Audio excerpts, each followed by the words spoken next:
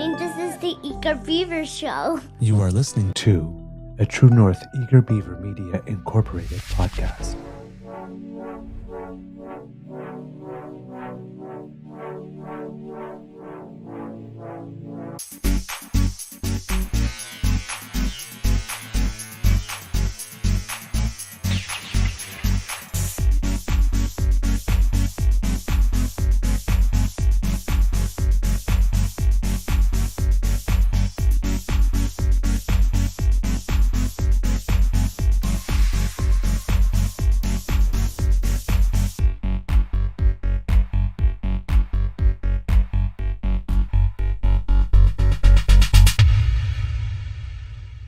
The True North Eager Beaver podcasts are proudly brought to you by our founding sponsors, the Misfit Mysteries from Corvid Moon Publishing, your source for science fiction, fantasy, and cozy mysteries featuring a broad diversity of characters, CanadianTarot.com, your uniquely Canadian online eclectic tarot community, and the Peppermaster, hot pepper sauces made from farm-fresh ingredients to thrill your taste buds and expand your mind.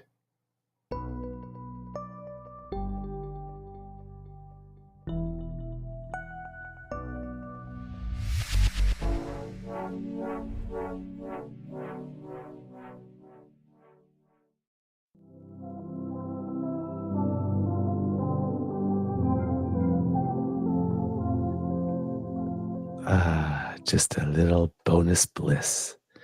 Well, good morning and hello, kids, and welcome to season 4 and episode number, we're Thursday, so that would make it 528 of the Daily Beaver Morning Show here on the Cryo Media Network. Yeah. Today, recording day is Thursday, December 5th, 2024. And it is now winter at the Beaver Lodge officially. We, unlike Belleville, which is not that far away, did not get dumped on. I guess had something to do with the lake. So we had like a little bit of snow, but we mostly had squalls and really cold wind and whipping wind. That's mainly what we had. So, but we got spared the dump, but not the case in other places, as we reported on the past few shows. 140 centimeters or more in the Gravenhurst area and 120 in the Bracebridge area. So, for the first snow of the year, it's like, winter, hello, I'm back. Did you miss me? No, go away. I'm your host, the Eager Beaver, pronouns he, him, hey, Mr. Beaver, eh? And with me, as always, is my good friend, Mr. Grizzly. A big thank you goes to our podcast founding sponsors, the Peppermaster, the Misfit Mysteries from Corvid Moon Publishing, and CanadianTarot.com. Thank you so much for your support. Before we do anything else, Mr. Grizzly, how is your mental health doing today, sir? Well, sir, when I wake up, I'll let you know. I'm not fully awake yet. I'm a little groggy. I mean, the last couple of days of traveling have kind of kicked my ass. Yesterday was a complete, total, and utter write-off for me. I just woke up at like 9 o'clock yesterday, so...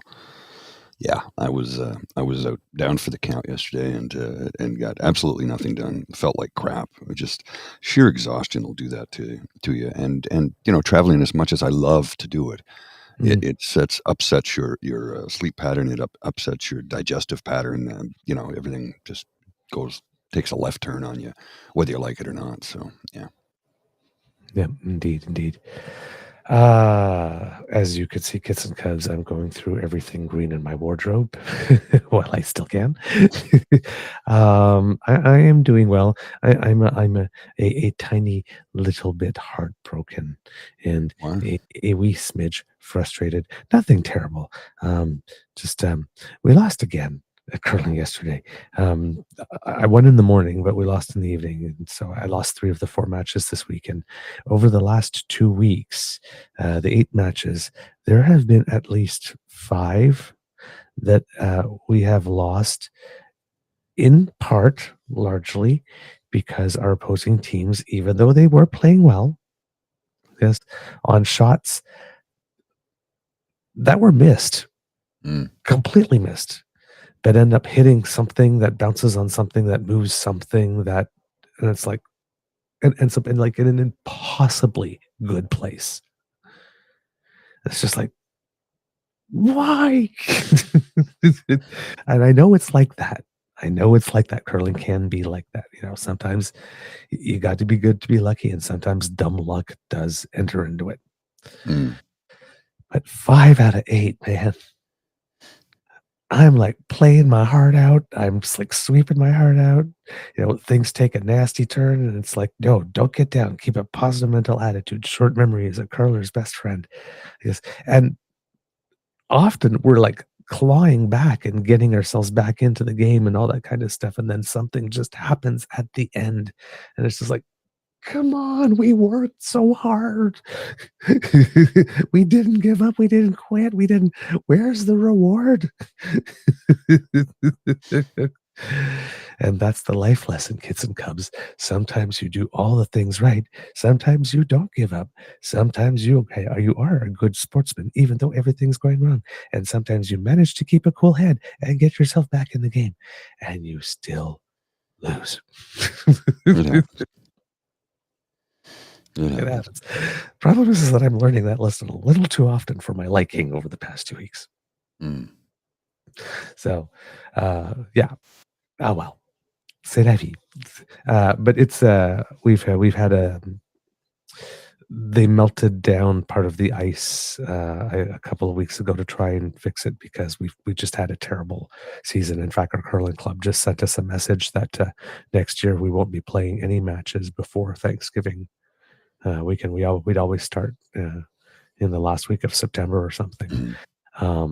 And just climate change and whatnot says it's just too hard on the compressors. Apparently, it cost the club an extra $5,000 to $10,000 this year just to try to run for that extra month, and it was in vain.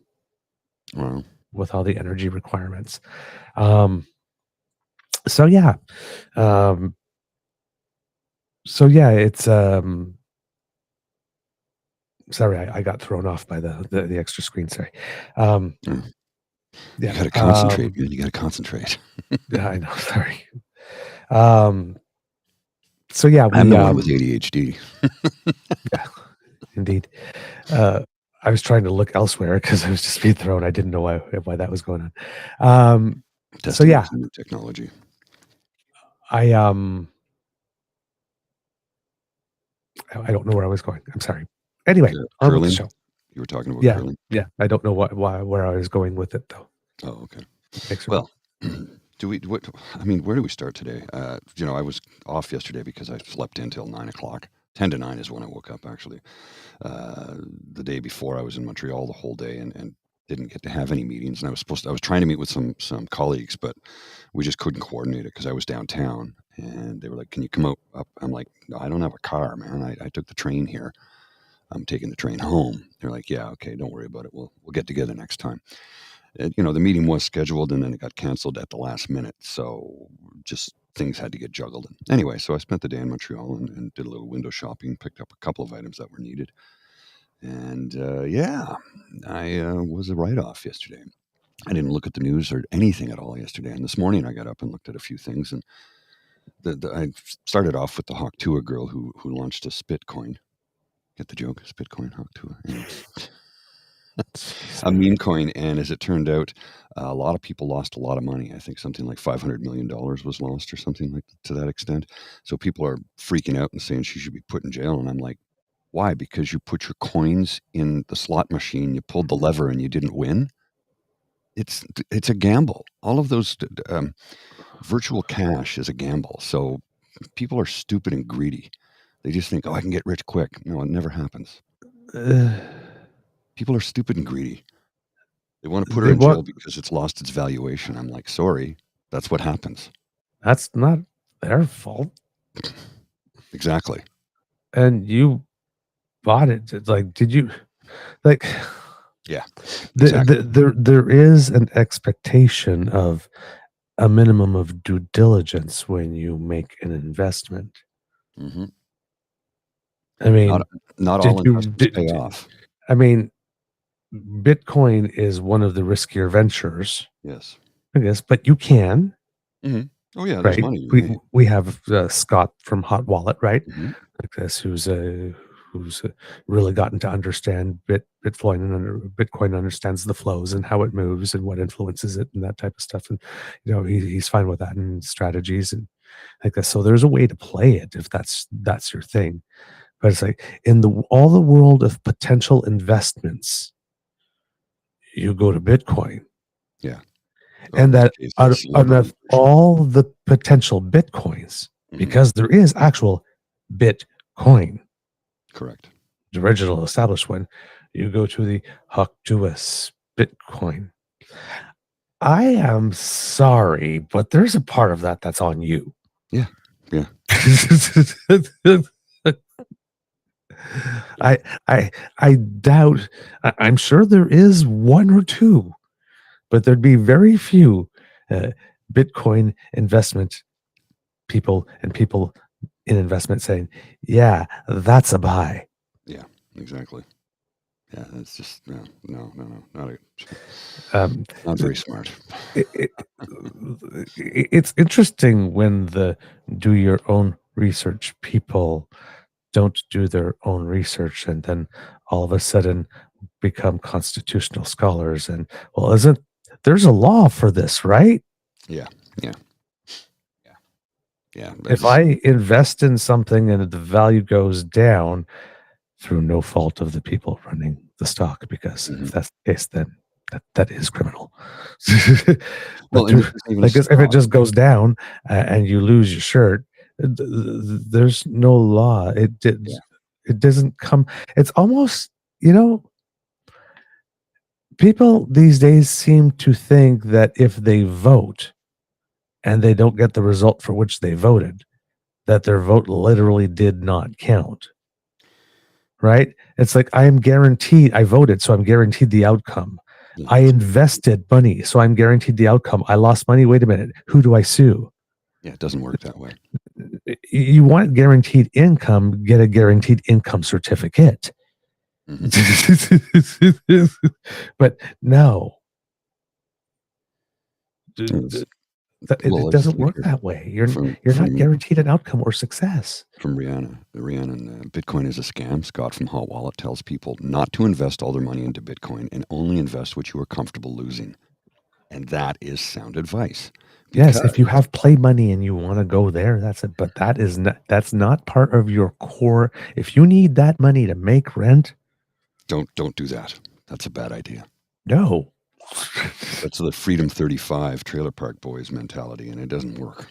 Yeah, that's And as for literally Freedom 55. I'm 56, and I ain't got no money coming in. So no, it didn't work out. Yeah, that's literally play money, right? Some people go to sports events, some people go to shows, some people like to play in Bitcoin or gamble or whatnot, prospect, whatever it is. Like that's your thing, but only your play money. Only your play money. And even then, don't spend all your play money in one spot. There's lots of things on this planet to enjoy. It's just complete idiocy. And I'm like, you know what? I have no sympathy. None. You did something stupid. It paid off poorly. Sorry. Your fault. That's FAFO, right? Is what it is. You did that and boom. It's like if you go to the casino, you put $1 in the machine and it doesn't pay off. Oops. Okay. Crypto is, like you say, PNC Bio, it is pure gambling. Only put money in you plan to lose. And if it pays off, great. You're exactly right. Only put cash in that you're willing to lose. That's what Scott says. That's what PNC Bio says. That's what I say. That's what anybody with any sensible investing strategy will tell you. You want a sure thing, go into blue chip stocks over the long haul. And I'm talking like years. They will pay off for you. Like IBM as an example, right? IBM's never lost money. Never. As an example. There's many other blue chip stocks you can look into. You can go into RRSPs where the mutual funds have diversified blue chip stocks in their portfolio, ethical funds. There's all kinds of things you can do. But you're trying to get rich quick. Because a few people have done it, you think you're going to as well. Well, guess what? There are 8.5 billion people on Earth.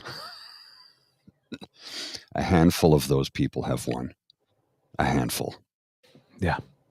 So, you're closer to being homeless than you are a billionaire.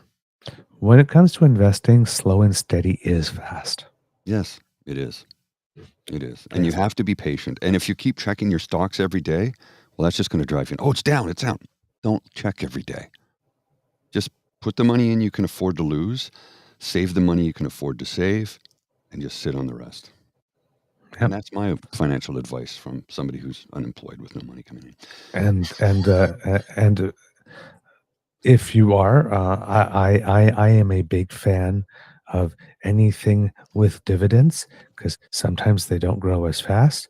But when things go a little south, I like to get paid while I wait. Mm-hmm. Oh, yeah. Yeah. That's the thing. Pay Beaver Daddy. Yeah. Well, I don't have a lot of investments, but they're mostly in dividend-paying funds. So, and what I do is I have right now, because they're small investments, the dividends just get reinvested back into the stock. Right. So that when they start to pay off larger, I'll just take the dividend. But for the time being, I'm just reinvesting the difference so that I can own more. Yep. So let's move on, shall we? Oh, by the way, disclaimer, kids and cubs, do not take financial advice from a beaver and a grizzly. No, don't. On an AM morning politics and culture talk show. Please check with somebody who knows what they're talking about. Our experience is merely anecdotal. Required disclaimer. Okay, you were going to say, Mr. Grizzly. Michelle Rempel-Garner. Yes, we have been talking about her for the past little bit, but I am guessing that you might have a video clip of her running way faster than Roadrunner can say meep meep. Well, I do have that one, but I'm not going to show you that one first. I'm going to show you this one first, and we'll look at that one in a few minutes. This one is damning evidence. Watch this. Attempt by India to derail Patrick Brown's Conservative leadership bid in 2022. Among other claims, confidential sources said agents of the Indian government allegedly pressured Brown's national campaign co-chair to withdraw her support. Radio Canada's Brigitte Bureau is here with more on her exclusive story. Okay, Brigitte, tell us more about what you've reported here. Radio-Canada has spoken with 5 people, separately with 5 people who were closely linked to Brown's campaign. Now, we have agreed not to name these people because they fear for their safety. As you know, the RCMP suspects the Indian government of being involved in murder and other criminal activities on Canadian soil. But according to these sources, Conservative MP Michelle Rempel-Garner was allegedly pressured to stop supporting Mr. Brown. As you know, Michelle Rempel-Garner was co-chair of his national campaign at the time. She categorically denies these allegations, and we'll get back to that. But I also want to make it clear that Radio-Canada has no evidence indicating that Pierre Poilievre was at all that knew about these Indian agents' actions at all. Okay, because he later won that race, of course. So Michelle Rempel-Garner denies it, but sources say it was agents of the Indian government. What are these sources alleging exactly? Well, for instance, one highly placed source in the campaign says that it was well known in the team that it was a source of discussion, of concern also, and I quote, that Indian consulate representatives had approached Michelle, strongly suggesting that it was not in her best interest to continue working alongside Patrick. Now, some sources say they heard it directly from the MP because she held at one point she was on a conference call and they discussed it amongst the team. And we've spoken to people who say who they were on that call. And one of them says that Michelle Remper talked about Indian diplomats approaching her and telling her, you need to retract your support for Patrick. Later in the leadership race, you'll remember, David, that Ms. Rempel-Garner did quit the campaign. She was saying that she was looking into maybe a move to Alberta provincial politics. A week later, she abandoned that idea, but never did go back to Brown's campaign. Okay, yeah, she was going to succeed Jason Kenney until she decided not to run in that race. Okay. Wow. Mm-hmm. That is what we call damning. Yeah. Oh, you could play the rest of it if you like. That's the full clip that I have. I'm trying to find a longer version. Yeah, there is a longer version. I just haven't found it yet. Oh, YouTube Power CBC. And if you're on the first initial tab when you're going down, there are blocks eventually. Power and Politics. You'll see it there. Yeah, that was Brigitte Bureau from CBC. We read her written article into the show yesterday, talking about that. So yeah, those all the additional details in there about 21 minutes.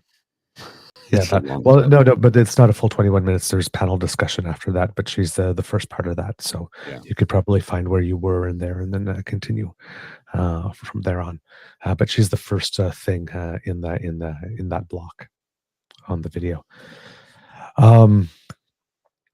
Yeah, the thing with this particularly, especially when you see the other clip, is that you have to remember that by not getting his security clearance, Pierre Poilievre is also not capable to do anything that he needs to do in order to protect her. Correct. Right? It's not just national security, right? It's the security of his own caucus as well. So again, we're talking about the muzzling and the monitoring and putting words in people's mouths, and that's not what you intended to say. This is what you intended to say, right? And all that type of stuff, and then not doing the minimum to keep his MPs even safe. Again, this is how much he cares for his team. Mm-hmm. He doesn't. How much he's going to care for you. He cares about himself and himself alone. Here, I have the rest of the clip. We'll show some more of this.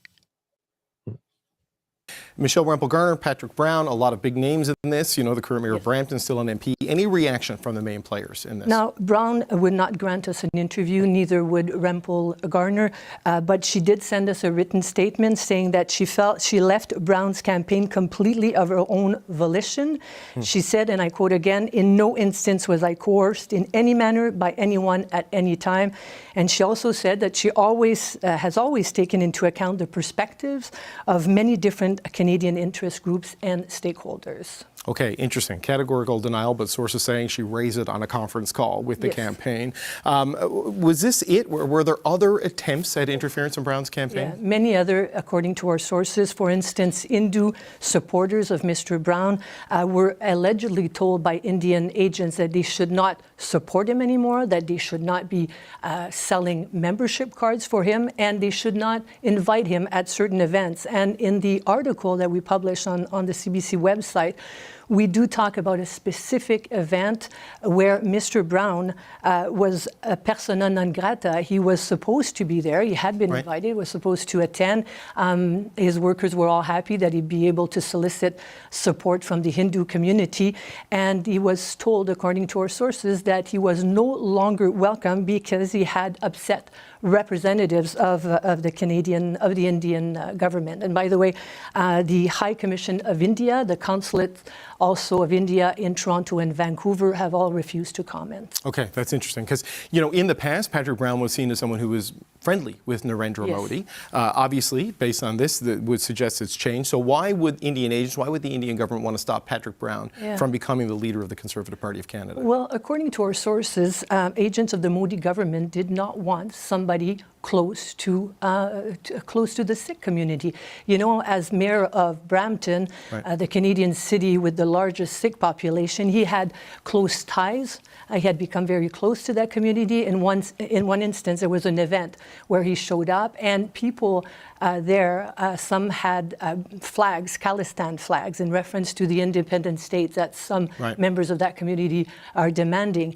And that really infuriated the Modi government. And at the time, they had the government itself had publicly denounced the fact that the mayor of Brampton had attended this event. Okay, so all of this was happening, and then it was something else, because Brown never finished this leadership race, right? He got disqualified. He was disqualified by the Conservative Party following allegations of wrongdoing linked to electoral financing. Allegations, by the way, and that never made the headlines, but they were dismissed later on by the Commission of Canada elections. By the way, both the Conservative Party and Pierre Poilievre's office both say they had no knowledge of Indian interference to undermine Brown's campaign. But as you well know, Mr. Poilievre is the only leader, party leader in Parliament who still refuses to get that security clearance that would enable him to access classified documents on foreign interference. Yes, there is a reference to Indian interference in the Conservative leadership document in the NSI COP report that he has. Absolutely. Okay, thank you so much for this. Brigitte Bureau with Radio-Canada, thank you. So, it's entirely possible, although I don't see it as plausible, but possible that Poilievre did not know about this.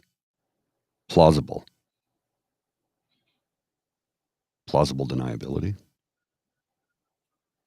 I think he knew. About the Michelle Rempel thing, or yes, I think he knew all about it. I mean, he paid off the whistleblower's legal fees for Patrick Brown.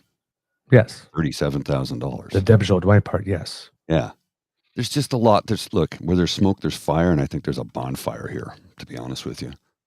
It's just slowly coming out in dribs and drabs. And again, he still refuses to get a security clearance, which, as far as I'm concerned, is unacceptable. It is absolutely. It's unacceptable. It is absolutely.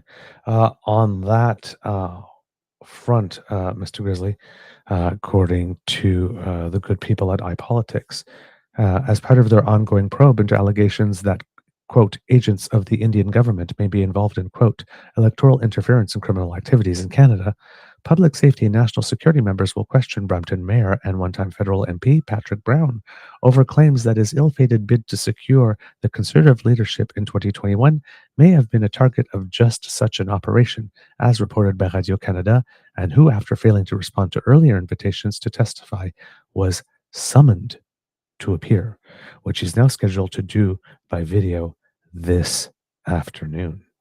In a statement released via social media earlier this week, Brown acknowledged that he had, quote, consistently declined previous invitations to appear. No, I don't want to go. I won't go unless I am summoned, said he to the base. And noted that he, quote, has no desire to be drawn into a partisan dispute unfolding in Ottawa. Now, normally that would make me 100% cynical, but given he's been shafted twice by the Conservative movement, I could understand why he does. It's like, why you guys keep on trying to pull me back in? I tried to be. It's like I tried to lead the Ontario BC party. You didn't want that. Fine. I tried to lead the Conservative Party. You didn't want that. Fine. I'm the mayor of Brampton. I got my little corner. Leave me the fuck alone. Look, I'm no fan of Patrick Brown's, okay? Let's be honest. I think he's as corrupt as the day is long. That being said, what was done to him was criminal. He was still done dirty. He was done dirty. It was criminal what was done to him. He may be a dirty person, but he's a dirty person who was done dirty. Yes, that can happen. And look, he's dirty. I get it. But I don't care for what took place because that's just wrong. That's destructive to democracy. Now, I believe he's corrupt. I believe he's dirty. I believe he'll accept envelopes of cash. I do. I also do believe that he, and I could be completely way off base on this, but I believe that he is fond of democracy and our parliamentary system. I believe he actually stands up for that. I could be wrong, but I don't think I am. Mhm. You can be two things. You can be somebody who loves to take envelopes of cash, but at the same token, you get into politics to actually make a change. Or just love the system of democracy that allows it so that you can keep on receiving envelopes of cash. Well, there's that too, right? So, I mean, two things can be true at the same time. And, you know, we've proved this time and time again on this show and as examples of life. Patrick Brown, yeah, I think he's dirty. I think he's corrupt. He only likes to take meetings at the Four Seasons Hotel. That's in downtown Toronto. He's the mayor of Brampton. Why is he taking a meeting at the Four Seasons Hotel? Oh, and you pick up the tab. He's famous for this. This is not a secret. It's well known. He'll take a meeting with you as long as it's at the Four Seasons and you're paying. Mm. Well documented. He does it frequently. That's kind of greasy. He's using his position to strong arm you into purchasing him a nice meal and probably some beverages of some type, maybe an adult beverage or two, I don't know. But he's using his power and influence to do that. It's a quid pro quo in his case. You scratch my back, I'll scratch yours. Look, I get it. That's how politics is done. That's not a secret. You compromise here, I compromise there, we come to an agreement. That's how politics is done. He just does it a little bit greasier. Again, all of that being said, he was done dirty. What was done to him was criminal. What was done to him was wrong. What was done to him can happen to any one of us at any given time. If somebody in a position of power and influence wants to destroy you, they will. Yep, indeed. So yeah, so that's why I'm saying I can imagine a scenario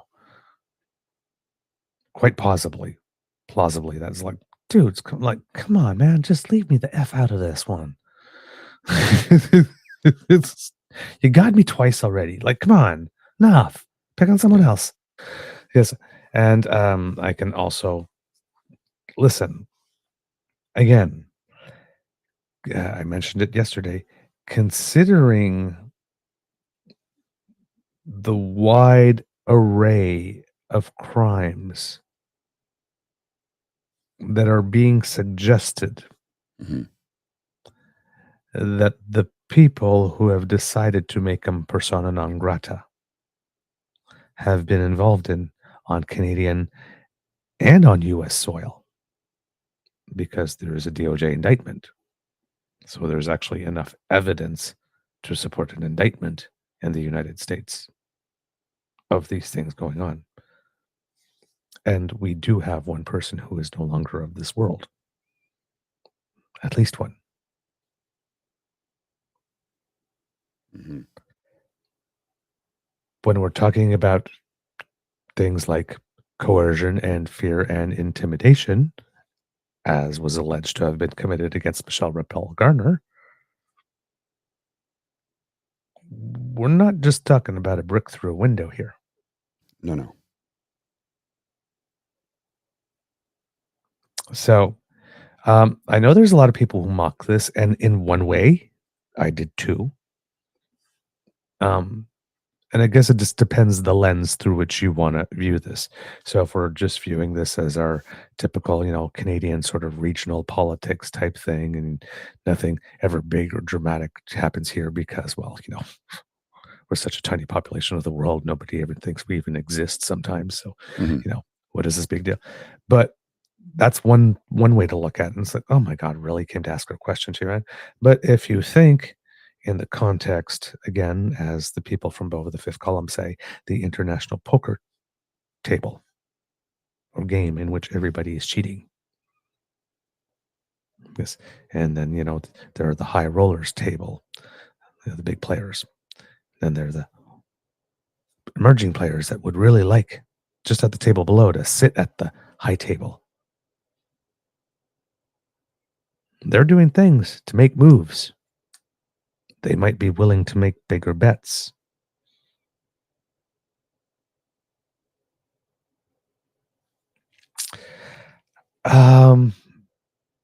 If you look at it in that context, I see fear. Mhm.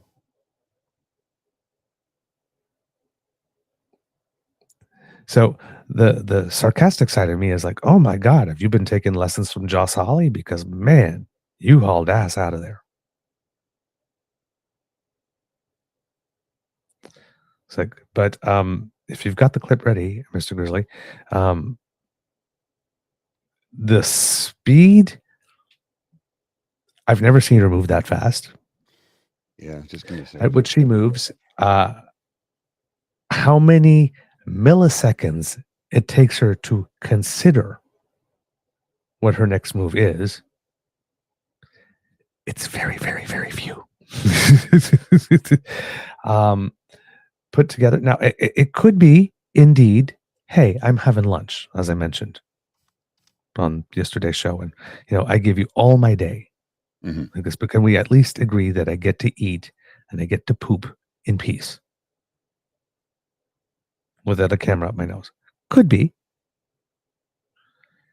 But considering the subject matter that we're talking about and the players that we're talking about, we also have to consider this may be, if you say anything, we know where you live. Yeah, well, we'll get to something else in a moment here, but watch this. Hi, Chris Van CBC. Chris, I just got to ask you about you're running away from me. I'm just asking you about the. I'm sitting having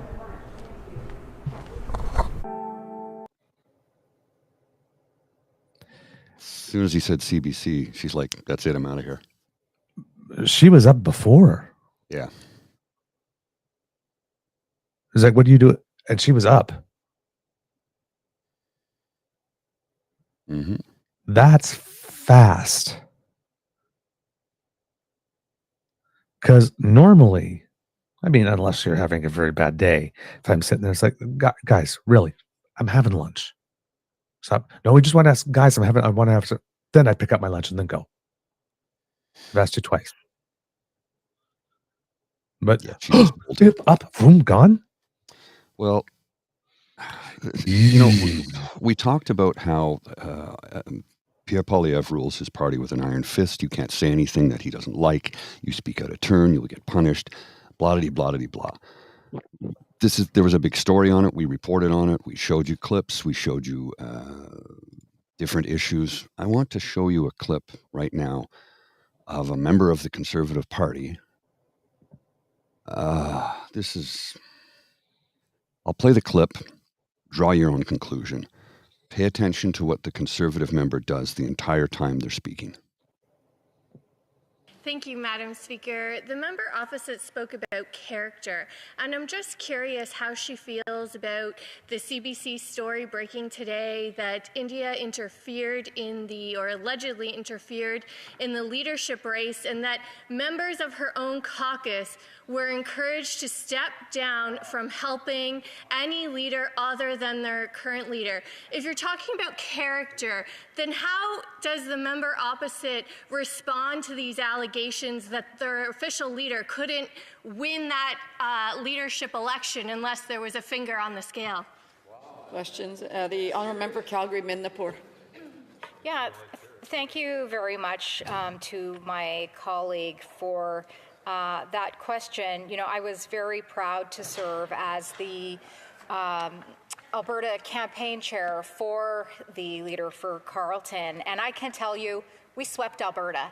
And so I am not concerned at all about the support of the tipping the scale.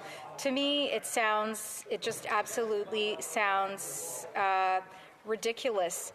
And I think it's unfortunate that that she would say such things about that, and I think it just speaks to the desperation of the Liberal government over there. Thank you very much, Madam Speaker. Okay. Reading it off her phone the whole time. It's reading it like it's coming in on the phone. So, as she's full reading confession, she and I used to be very good friends. Okay. We've known each other for over 20 years. We used to be very good friends. Her husband and I are still on speaking terms. She and I are no longer friends. because she has gone right down the Reform Party rabbit hole and is not coming back. She will do whatever dear leader tells her to do, evidenced by the fact that she was dictating shit coming into her on her phone in the House of Commons. So no, we're not friends anymore. I've given up on her completely, and I've tried to reason with her. I've tried to talk to her. I've reached out to her when she screwed up and said, "Oh, there was a mistake. Here's what you did." I did it in private, but now she's right down the Reform Party rabbit hole and will do whatever dear leader tells her to do because she wants a powerful position in cabinet. No, None of these folks have a spine. None of them. Yeah. For the people who are listening at home, because you didn't get to see the visual, we do have to say of who you are speaking. And that's Conservative Party of Canada MP Stephanie Kuzy. That was making that comment. And the thing that's interesting about that one is that she got up and, she was definitely opening with the sort of partisan type thing, but she got a flow going. Mm-hmm. She got a flow going, right? She lifted her head up and, talking about Alberta and how they won and like this. And then she puts her head back down and it's like, then we're not saying this is what's going on because we don't see, right? The answer could have been written out beforehand because that's normally how it happens in a QP. You think of the potential questions that you're going to be asked and you have the pre-written answers down and, like this, you can freelance a little bit and add a little bit there, but you got your, QP card. I used to work in that division at one point, actually, in one division like this for QP to get that information out to them to make those cards and all that type of stuff. So could be, and that she just got lost in her text and she's looking for it, but she was lost in her text for a long time, and that's where it gives me the impression that the text is being written and she's like reading one or two words and waiting for the next few words to come in, waiting, because that's really what it looked like. Because normally when you lose your space in text, it takes you a little while to find it, but once you find it, you got it. Mm-hmm. And you get a flow again. Yeah. So either she kept on losing her place in the text every 2 seconds near the end, or she's reading text that is coming in live. Yeah. Either way, it's not a good look. Yeah. But it's like, oh, you had a good flow there going like this, and we're not going to do this. And they go, ooh, kersplat. You were doing so well. And then, womp womp. Yeah. Yeah. So there is stuff going on behind the scenes in that party. And like I mentioned yesterday, this is the first time since the convoy, since people showed up with Pierre for PM flags, because that he is, one, not controlling the narrative, not driving it, two, that there's an actual adult grown up issue to deal with. Somebody suddenly announces that they might cripple your economy with 25% tariffs on everything. And we're seeing that he's kind of lacking.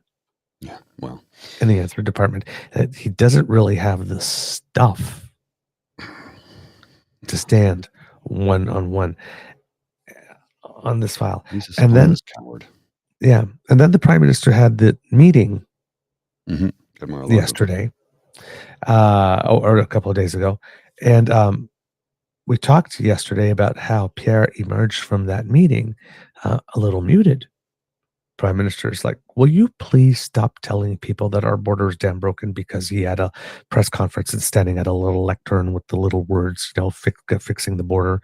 And Danielle Smith was like, oh, maybe we can like take some of our marshals or whatever, right? Or monitor. Like, if Donald Trump says the border is broken and you all start jumping and going, yes, the border is broken, here's how we can fix it. Dumb.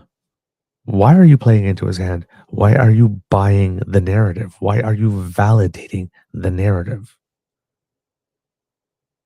Again, as we mentioned, Donald Trump may be very concerned legitimately about fentanyl.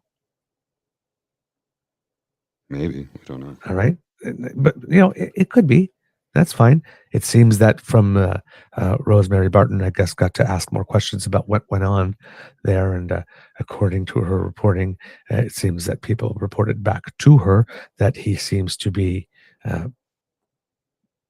actually rather concerned about this specifically. And that might be very well and good. But we are still talking as a problem, right? 43 pounds of fentanyl going into the United States from the Canadian border, which, as Mr. Grizzly pointed out, still could do a hell of a lot of damage. Yes. Versus 21,000 pounds of it coming in from the Mexico border. Most of anything that's produced in Canada is usually directed to Asian and, Australian markets, apparently. So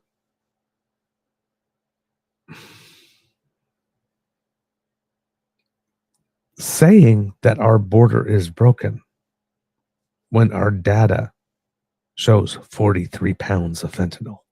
Yeah. Which would seem that can do a lot of damage. We're not downplaying that at all. But it seems when you have the longest undefended border in the world, and it's a pretty damn long border, you do understand that that only 43 pounds get through. Most of the fentanyl coming into the United States comes through the Mexican border, and it's brought in by American citizens. That's I'm not making that up. That's a documented fact. Other thing too. Yes. You have all the arrest data. Mm-hmm. It's your own citizens. You know where it's coming from, and you know who's bringing it in. It's not us. Right? So Pierre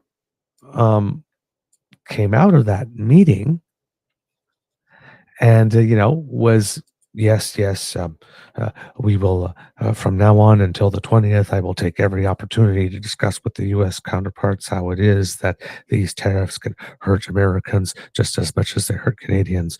And, sort of giving the impression he was a little bit on Team Canada. But, about an hour later. Mm-hmm. Well, he according wants to Rosemary have another Barton. non-confidence vote in the House today, apparently. Yes. But he's on Team Canada. But, that's different, though. But on this specific thing, like this, about an hour later, according to Rosemary Barton, Pierre Poilievre, quote, "Right now, we're going into this problem in a state of weakness. The Prime Minister has broken our immigration system, broken our bank, broken our borders. We need to fix what he broke to put Canada first." Where have we heard that before? He's gone right back to it. So the first time we can think that he was just being his petulant little, pardon me, bitch ass self. Yes. And then they had this meeting. His or punk ass self might be more appropriate here. And then the Prime Minister had this meeting that he didn't need to have. And we mentioned that Elizabeth May had a couple of statements about how that meeting went, and indicating that Pierre was still trying to grandstand and score some points, even with no cameras on in that meeting. But then he emerges from it saying, okay, I will do this. And then an hour later goes back to his previous ramblings. So what are the odds he got a call in that intervening hour? I think there's pretty good odds. No, you will not be cooperating in any way in raising this issue with your U.S. counterparts. You will go back to saying that the border needs to be fixed. Meanwhile, while all this is going on, because Pierre seems to have a lot to handle these days. He seems to would almost drive a man to drink. But just saying. Patrick Brown testifying, more news reports about India-related stuff, MPs running away, MPs being muzzled, being surveyed, being monitored. Mhm. Hasn't been a couple of good news weeks for him. And then Doug Ford Well, if seemed to be the he's crowd in his going to make turf. us the freest country on earth that he keeps telling us, that would mean we would be like Scandinavia. So we'd have beefed up social safety net and free health care, free dental care, free optical care, free post-secondary education. Okay, tax funded, but you're not paying at source is what I'm getting at. When it's free to enter, Mhm. we fund it through taxes. That's what the freest countries in the world have. So if he says he wants to make us the freest country in the world, he's going to have to implement those programs, which he won't do because he wants to free us of taxes so we pay for everything. But when you free us of taxes, you free us of all the services those taxes fund. Yes.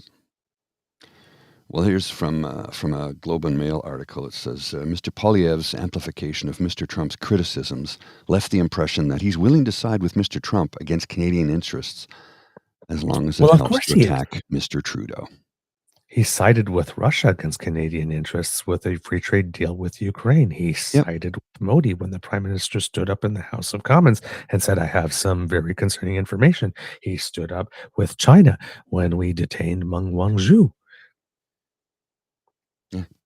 He always stands up with the other guy. He never This is a supports well-established Canadian pattern of interests. behavior from this guy. They never support, his party never supports Canadian interests. No. Never. Jeez. So we have two premieres yesterday that had their big moment. Remember a few years ago when Rupa went to testify south of the border? Mm-hmm. And then she got an opportunity to have her moment on Fox, Mm-hmm. her big audition, see if she could make the big time. Guess it didn't really work out well for her because I do not want to say her name 3 times fast because I don't want her to pop up again, but she seems to have quieted down the last little while. So her star turn didn't work. But 2 other Canadians got the big call up on the stage yesterday. Danielle Smith, who?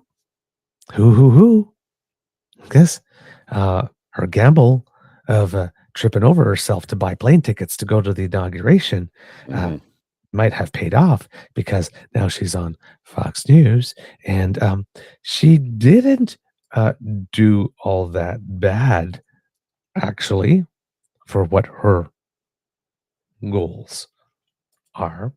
I think she might have come across quite well. The guy who was interviewing her seemed to be somewhat gushing at the end of the few minutes.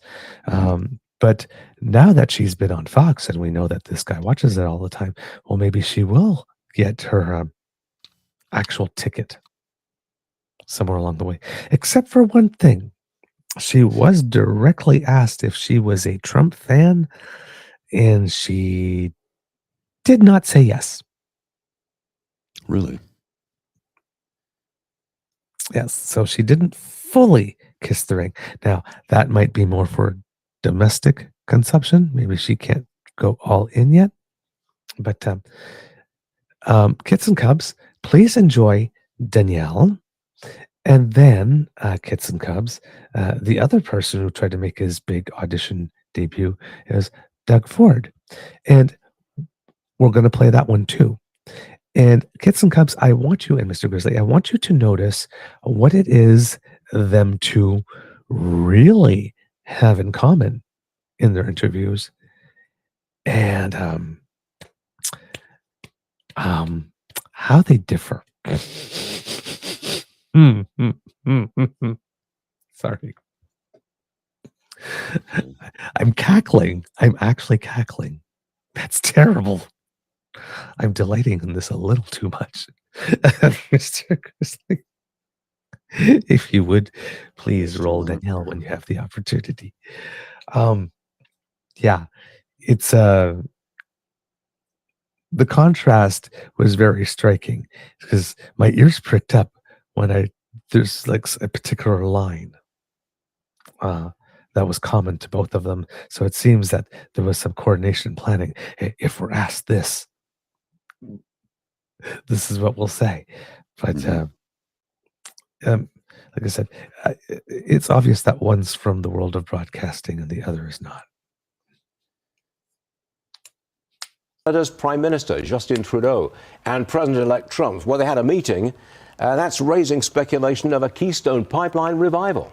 The Premier of Alberta, Danielle Smith, joins me now. Madam Premier, you want to drill, baby, drill, and open the pipeline and send your oil to America, is that right? It is. I've been wanting to double our production in Alberta since I got elected a couple of years ago. And America is our best friend and trading partner. We know that we benefit from more oil production.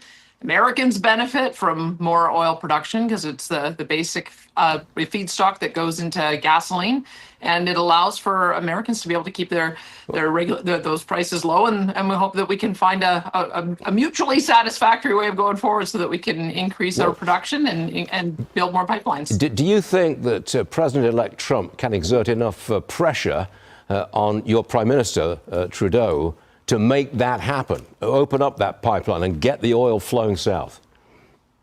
Well, I must say it was actually the U.S. President Joe Biden who canceled the Keystone XL pipeline the day he came into office. There was a willing partner in Canada, not only in Alberta, but also on behalf of our federal government. So I would say that the ball is really in the Americans' court. We stand by ready to help. We know that our particular brand of oil, which is heavy oil, is what your refineries have been retooled to be able to receive. There's not very many places in the world you can get it from. Venezuela and Iraq and Iran, and we think we're a better trading partner and friend than those countries. And so we stand by ready to help, but it will depend on the direction that the U.S. administration takes.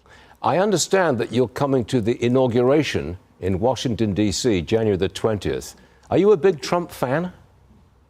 I am a fan of our biggest trading partner. It's a $188 billion relationship. We had a great relationship with the previous administration. I know we will have a great relationship with the new administration. I'm coming a bit early, though, because I hear that there's some good inauguration ball parties. So I'll be in on the 18th and stay until the 23rd. I don't want to miss out. What about saving the planet? What about the climate? You're exporting all this oil. You're killing the planet. Didn't you know that?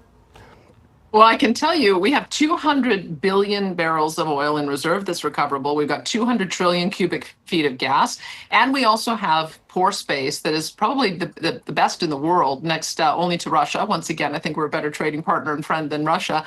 And so we have a plan to take carbon dioxide, capture it and bury it, carbon capture, utilization and storage. We already have done this at scale. We've already safely sequestered 14 million tons of CO2. We intend to do more of that.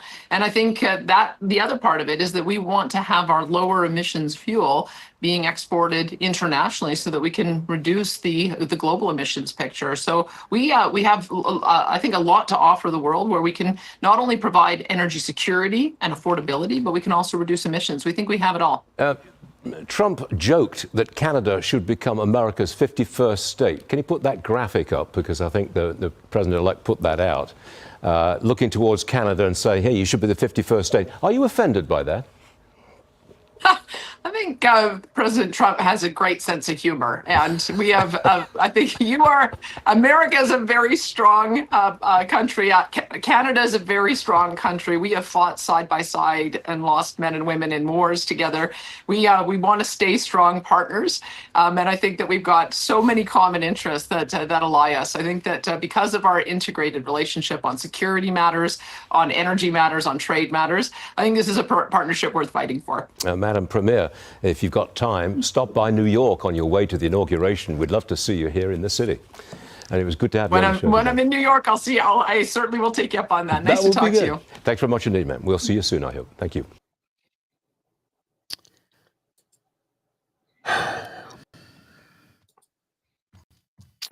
What does one say to that? She charmed the pants off him.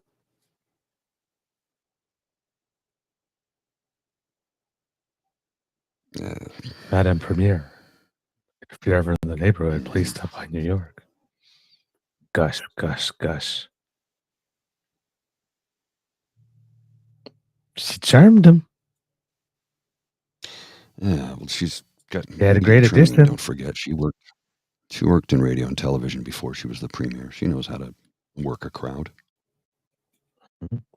We're She knows what ready she's to doing. help with our oil. Said that America twice. wants to be oil independent. Trump has said so, as PNC Bio pointed out. Mm-hmm. Okay. And are you a big fan of Donald Trump? I'm a fan of our biggest trading partner, $188 billion. Oh, okay. Nice sidestep. And she's going from the 18th to the 23rd. 18, 19, 20, 21, 22, 23, 6 days. Loves a good party. The Premier of Alberta has 6 days to block off her calendar to make sure she gets to all those inaugural balls. She doesn't want to miss a thing. Since she wasn't even offered skybox yet. She must really want to go. Because when it was just a classic game, because there were no cushy seats, so she decided to take a pass. But she can't get her backside to Washington, D.C. fast enough. Now, let's watch the other audition.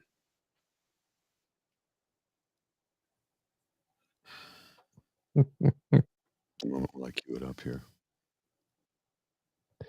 Oh, man. Doug. I haven't seen this yet, so I'm curious to see what it's going to look like. Pierre might be breathing a sigh of relief, actually.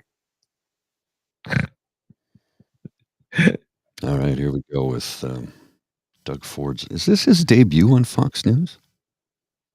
I don't think he's been there before. I would believe so. Yeah. Yeah, I think this is his first time. All right, let's have a look at this. Right, he's still a president-elect, but that didn't stop, Canada's Prime Minister, Trudeau, to stop and pay a visit at Mar-a-Lago to stop something that he says will be devastating to his country. He says at the same time to Canada and the United States mutually, and that is tariffs that the president plans when he reassumes office. Doug Ford is the Ontario Canada Premier. What he makes of all of this. Premier, very good to have you. You're joining us on the phone. I know we had some video issues with you, but what do you make of this and where this relationship stands? Well, first of all, thanks for having me on, Neil. We've always had an incredible relationship between Canada and the U.S., and we want to continue that. We want to make sure that we build a Can-Am fortress, per se, if you want to call it that. And the real focus should be on China. It should be on Mexico, China bringing in cheap products through Mexico, slapping stickers that say made in Mexico and shipping it up through America into Ontario and Canada and costing Americans and Canadians jobs. That's what we should focus on. We're so much stronger together. Do you think it was a mistake for the Prime Minister to visit Donald Trump? No, I don't think it's a mistake at all. Right now, it's Team Canada, and I'm glad that the Prime Minister went down there, the first leader of the G7, to come and visit President-elect Trump. A lot of people say there's a big difference between your country and China, and that they're kind of lumped in the same tariff bucket. What do you think? Well, I think it's unfortunate considering Canada does $1.3 trillion of trade, more than China, Japan, UK, and France combined. Ontario alone does $500 billion of two-way trade. And I might add, it's equally split down the center. And you were a big auto province here, and it's parts can go back and forth across the border up to 8 times. So the supply chain is very connected. Donald Trump was making a joke with Trudeau in which he said, you could always become a state and those problems go away. But what did you make of that? Well, the president has a good sense of humor, and it's a funny comment. I guess he's still upset that in 1812 we burnt down your White House, and he's holding a grudge after 212 years. But I understand he's a funny guy. So. But I am curious, whatever people's views on this subject and the individual personalities, the president-elect says that tariffs are the sweetest word to him. They're very effective. They can be used as a cudgel to get what you want out of those who you feel are taking advantage of you. But you can also go too far with these things, and other countries reciprocate with tariffs of their own, and it builds on itself. Do you think that this could really explode into a global recession if it gets out of hand? Well, I hope not, Neil, because you can't compare Canada with any other country in the entire world when it comes to the U.S. We're part of the family, per se. We're the number one trading partner, Ontario alone, to 17 states. We're number 2 to 11 others. 9 million Americans wake up every single morning to produce products that get shipped up to our province, Ontario. And I think it's a great partnership. It's a great friendship that's gone on for many generations, and we want to keep it that way. We're so much stronger when we stick together. I heard the other day, Neil, I think it was yesterday, China came out and talked about the critical minerals. They're going to cut the U.S. off. Well, who has the critical minerals? Ontario has the critical minerals, and I don't want to give them to anyone, but I'll tell you one thing, I want to give them to the U.S. to support them. They need our energy, the Americans. We ship 4.3 million barrels every single day down to the U.S. Ontario sends energy, electricity down to New York State, down to Michigan to keep your factories going, keeping the lights on in New York. That's what we have to offer and much more. So we look forward to a mutually rewarding relationship moving forward. All right, we'll watch it very closely. Doug Ford, Ontario, Canada Premier. Always good seeing you or hearing you again. Yeah. It's been a while. Doug Ford, the Canada Premier. These tariffs are going to be in effect, we are told, with Canada and Mexico. It could extend to much of Asia. So China is a front and center country, but it won't be limited to that, as Donald Trump targets what he says are unfair trading practices on the part of friend and foe alike on the global stage. We'll see if it does prove to be merely the cudgel he does get concessions from, or something worse. Click here.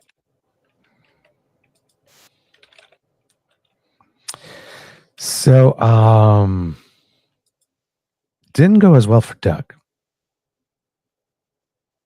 Now, the folksy bits and stuff, might work. The one good part about that domestically for him is when he was asked if it was wrong for the prime minister to do so, he took an opposite track from Pierre. Pierre's like, when you go to meet with the president of the United States of America, well, he's not the president of the United States of America yet. So right away, incorrect premise. Your conclusion is necessarily going to be wrong.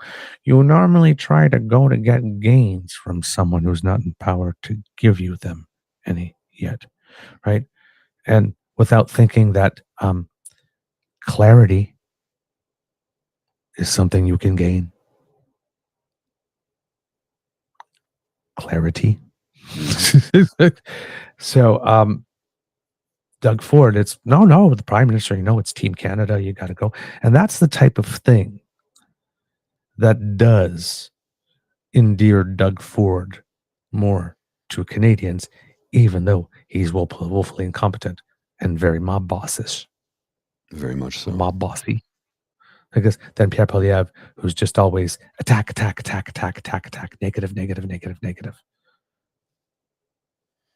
Because every now and then, Doug Ford can take the side of Team Canada. Mm-hmm. Oh, he's capable. Pierre Poilievre, Never. He just cannot help himself. I find that ironic, though, that because Doug is always the one who says, from the great state of Etobicoke. Doug's a big, slap on the back from kind of guy, right? Yeah. So, I think he and Trump kind of have that in common. I think Trump would have a much better time hanging out with Doug Ford than he'd have hanging out with Pierre Poilievre. Pierre Poilievre is just trying to be Trump. It's like, dude, boy, sit down. I'm already performing this act, and I'm 78. I've been doing it longer. I got it down.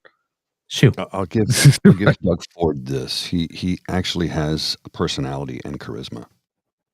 Yes. Not a lot of charisma, but he does have some. Compared to Pierre Poilievre, who was just a angry, tiny, little man. It's like, welcome to your hour of dower. Yeah. It's like he walks into a room and a dark cloud shows up, right? Mm-hmm. It's just, it's going to be, oh, God, him again. Okay, what's he going to whine about this time? Ugh. Right. Yeah. So, Doug Ford, look, he Stag and Doe. Mm-hmm. Yeah. He's a fun time. He is a wild party. Right? So in that sense, Pierre maybe needs to worry because, according to Dave Wallace, right, it's, Doug Ford is positioning himself to sort of take over, and he is going to get a lot of help. While getting on Fox News comes part of getting that lot of help. That article that appeared in the Toronto Star the other day. So why Doug Ford has got it right on tariffs or change. That's another one. Mm-hmm. Right. There's a push there. There appears to be, again, nothing has been confirmed out there. But if you look at the way that Doug Ford seems to be taking every opportunity to try to look statesmanlike over the past 2.5 weeks or so. Mm-hmm. And I keep on saying, when you start seeing new behavior, this is new behavior. Yeah. Oh, yeah. You got to start asking some questions. What's going on? Why is he doing this? Why is he seeking this much spotlight now? There's something going on. Well, I've got the rumor is that Doug Ford's going to be replacing Pierre Poilievre as CPC party leader, which means he's leaving the Progressive Conservative Party of Ontario to lead the Conservative Party of Canada, which, as we both know, there's nothing progressive about that party. But I got a clip here from our friend James's interview the other day with David Wallace that I'm going to share a couple minutes of this. I don't know if you've seen this yet. Mm-hmm. So let's talk about Pierre Poilievre for a second. So we have theorized it's hard to find a smoking gun in this type of story, right? Like here's what we know. We know that the India Foreign Affairs Office was interested in the Conservative leadership campaign. We know this. We've seen pictures of Pierre Poilievre sitting at fundraisers or conservative events, sitting right beside the India Foreign Affairs Minister, right? So we know that. We know that Patrick Brown, once again, for the second time in his career, was ousted by design. We know that Patrick Brown used to be really good friends with Modi, the president of India, but that they had a falling out because Patrick Brown was throwing roses. I'm being theatrical, but he was cozying up to Modi's enemies, basically separatist Indian people from Brampton when he was trying to win a local mayoral race. We also know that Modi used to sit on the board of the IDU that Stephen Harper chairs. Funny enough, his name was scrubbed from the website just after the Patrick Brown leadership race fiasco. Fancy that. Yeah, fancy that. So I don't want to sit here and toot our own horns. I don't care that we were kind of the first at the gate. Like I said, we do things very untraditionally. It doesn't matter, if we get credit or not. They wouldn't have given us credit because the way we go about it anyways. We're a little bit in the shadows, and we make phone calls, and we figure this shit out. But this one was really easy to read. Like, even without any evidence at the time, we were talking about the story that appeared in the CBC website yesterday. Like, everything that's in this story, we pontificated about and theorized 2 years ago. Yes. So why do stories like this take so long? Do you care about getting credit? And what do you see happening when Patrick Brown testifies in front of the subcommittee? I'll answer those questions in order. First of all, it takes so long because they're hoping the background noise washes this scandal away. And as for taking credit, I could give a shit. I spent almost 30 years never taking credit for anything because that wasn't my job. My job was to set a series of events in motion to achieve a specific result. It's not about taking credit. And the truth is, this is just the tip of the iceberg. The real smoking gun evidence is sitting in a bunch of court filings in Alberta courts that are being, how should I put this, buried.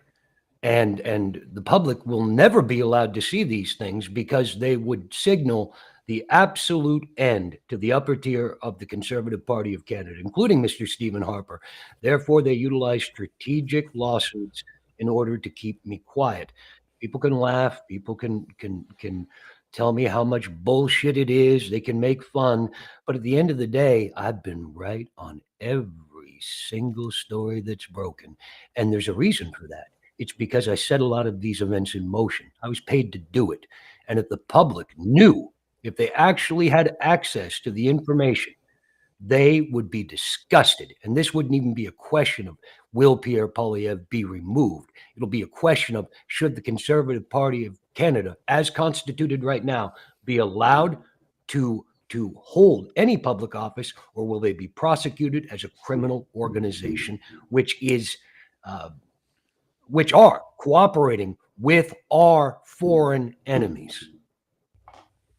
Yeah. Wow. Once again, David Wallace bringing the tea, as the kids say. Once again, I mean, and look, people go, well, what does he know? He just said, I set this in motion. I'm the one who did it. He fully admits what he did. He knows what his past life was. Yeah. And he you know, Yeah. had a I mean, you come to the light moment, if you will, when he realized that these people have no interest in our country. David is a progressive conservative. He's always said he's a conservative, but he is a progressive. Very much so. He believes in democracy, and he sees how dangerous these people are, and finally said, no, I can't be a party to this any longer. This is not good. And it all went back to when somebody from the PBCC said, we want you to take so-and-so out. He went, what? And they even suggested taking the prime minister out. And we're not talking to lunch, folks. That's when he went, nope, that's the line too far. That you have crossed over into anti-democratic beliefs. And now he's dropping all of the information on them. And he wrote the book, but the book is he can't publish it yet because there's a slap suit against him. Yep. Indeed. That's correct. Indeed. He was a fixture for cons for 30 years. Yeah, exactly. So, I mean, you know, he would know about a lot of these things. And so you have these undercurrents that are happening, you know, whatever the reason, like they feel that Pierre is too much of a liability, he's too pugnacious, he's too hair trigger, he seeks the spotlight a little too much, whatever it is that makes it such that they feel they might be looking for another bet, possibly. So might be another reason. We reported a couple of days ago that it looks like Doug Ford might not be going to a spring election after all, because some of the thinking is with Trump, you know, talking tariffs, all of a sudden it would look really bad. Well, another reason not to go for a provincial election right away, especially when you have more than a year left of runway, would be to not leave your party in a lurch as you leave it to go take on the leadership of another party? Dougie doesn't care. Dougie will do what's best for Dougie. I mean, why schedule an election and then have a leadership win it and then step down and have a leadership race? I mean, that wouldn't really go over well for your party. You would probably have to do that before. And, well, leadership race takes some time. And the federal election is at the latest next October, which would be before, would still give time for the Ontario PC party to have a full leadership race. So that could be another reason that rumor has been going around. Of course, we won't know until we know. It's just rumor and speculation. But if you're looking at the behavior of the players, some of them are their buzz pattern has changed. The mating dance that they are doing is slightly different than it has been for the past little while. Mr. Grizzly, I sent you a clip about critical minerals. Mm-hmm. If you would like to show it, this is the people from Bo of the Fifth Column. This is actually a Bell of the Fifth Column, because Bo was on a hiatus himself for a little while and letting other people take over this part. But she relates to us how it is that China might have just given us a little hand in our trade negotiations on tariffs with the United States. Again, when you move one chess piece. Well, howdy there, Internet people. It's Belle again. So today, we're going to talk about how China just helped Canada with Trump's tariffs. When we think of trade issues, we think of Trump, and for good reason. He made it central to his campaign. But the international back and forth on trade is happening all the time. This is especially true when it comes to things that could be linked to national security, like high-tech components and energy. With a new Trump administration on the horizon, even the normal back and forth is taking dramatic turns as countries posture. The United States expanded export restrictions designed to hinder China's ability to make advanced semiconductors. The U.S. added 140 companies to the list of those facing restrictions. Jake Sullivan, who is Biden's national security advisor, said, quote, "The United States has taken significant steps to protect our technology from being used by our adversaries in ways that threaten our national security." Beijing was of course upset by this news, so the Chinese government imposed restrictions of their own, saying, quote, "In principle, the export of gallium, germanium, antimony, and super-hard materials to the United States shall not be permitted." This is a pretty big deal. China is a major supplier of these materials to the U.S. The materials are used in everything from solar panels to night vision equipment. The U.S. has its own deposits of these minerals, but for the most part doesn't mine them. But do you know who does? Canada. As soon as news of China's move broke, the Mining Association of Canada immediately started pointing this out as a method of pushing back on Trump's promised 25% tariffs. Quote, "China's recent decision to ban exports of gallium, germanium, antimony, and other high-tech materials with potential military applications in retaliation for U.S. restrictions on semiconductor-related exports underscores the precariousness of global supply chains. This development highlights the vital role of the Canada-U.S. trade relationship in addressing supply chain vulnerabilities." It went on. Imposing tariffs on Canadian minerals and metal exports to the U.S.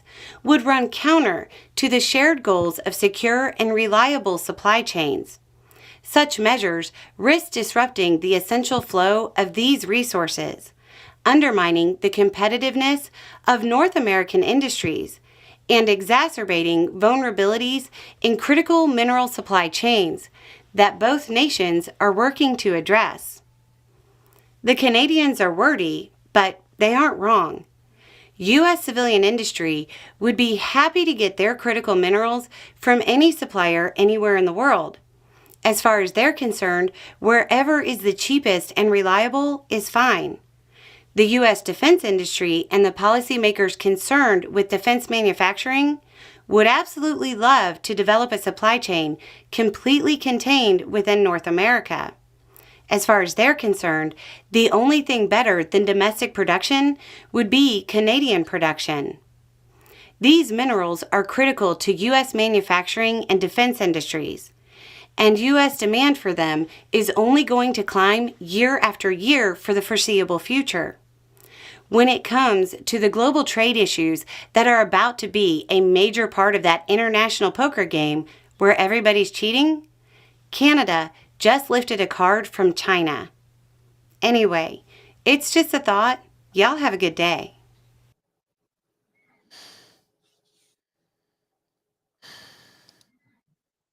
Well, I mean, But we the are Prime a Minister's very too weak. large country,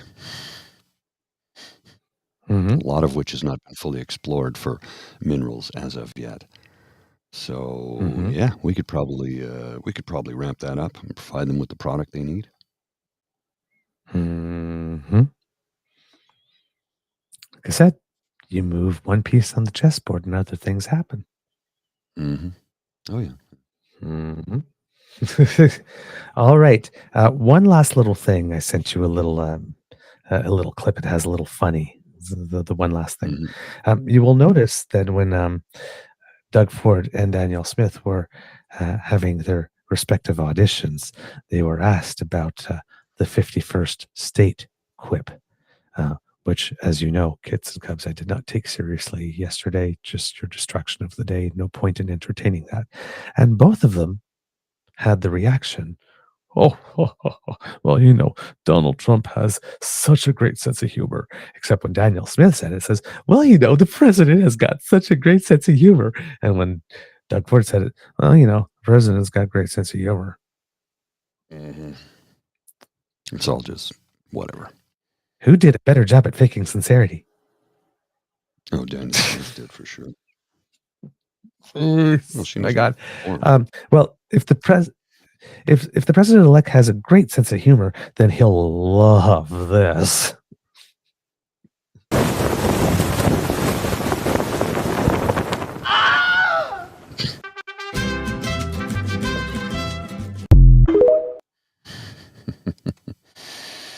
You've gotten very blurry. There we go. You're better now. Okay. Did the whole thing play? Yeah, it played. Yeah, it did. Did the whole thing play? It played. Yes, it did. Yes, it did. Okay, because I only saw a group of people walking. Okay. All right, good. All right. So yeah. maybe he will find that funny because that the president-elect posted a picture of AI of him on a mountain with the Canadian flag and just, oh, Canada.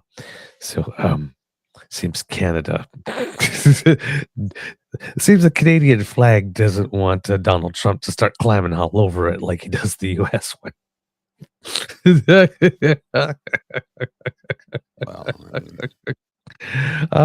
Hey, we gotta laugh. We gotta laugh because there's a lot of stuff going on. Oh my God. Okay. That's about the major sort of stuff, the big developments. There's a couple of tiny little things, relatively, to mention. In France, they did have the no confidence vote, and the Prime Minister of France and its government has been rejected.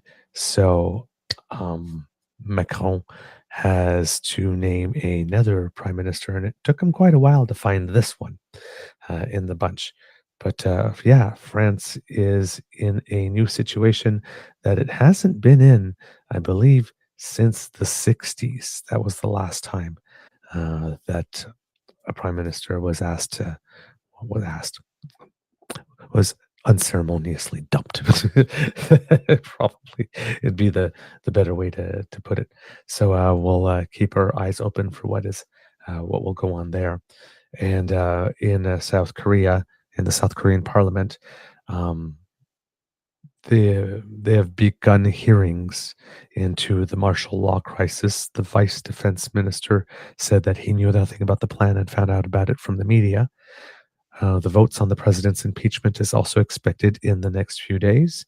The president and his defense minister are also facing a police investigation with regard to allegations of insurrection. And that crime happens to not be protected by presidential immunity in South Korea. Take notes, United States of America. And it is an offense punishable by life in prison or death. So life might be coming rather quickly at the still for now president of South Korea. Yes, for the time being. Yeah, that could change For quickly. Literally for the time being.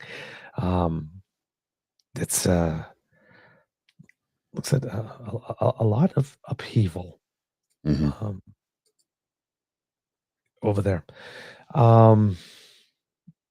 The other thing I would want to read to you, kids and cubs, this might take a little bit. But as we mentioned yesterday, a second Trump nominee pulled out. It was his nominee to lead the DEA. And it seems that it wasn't only that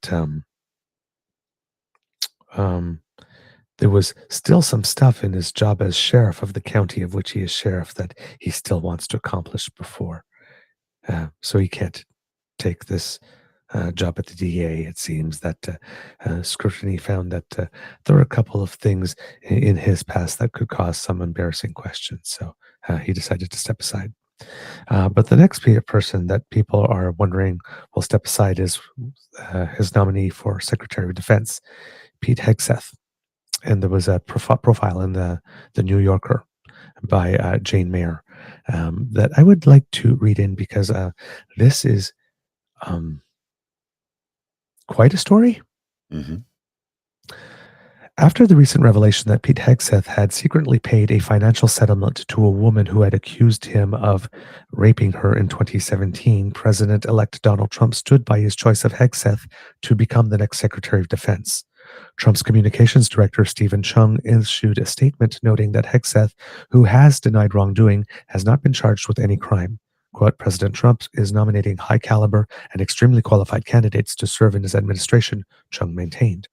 But Hegseth's record before becoming a full-time Fox News TV host in 2017 raises additional questions about his suitability to run the world's largest and most lethal military force. A trail of documents corroborated by the accounts of former colleagues indicates that Hegseth was forced to step down by both of the two not-profit advocacy groups that he ran, Veterans for Freedom and Concerned Veterans for America, in the face of serious allegations of financial mismanagement, sexual impropriety, and personal misconduct.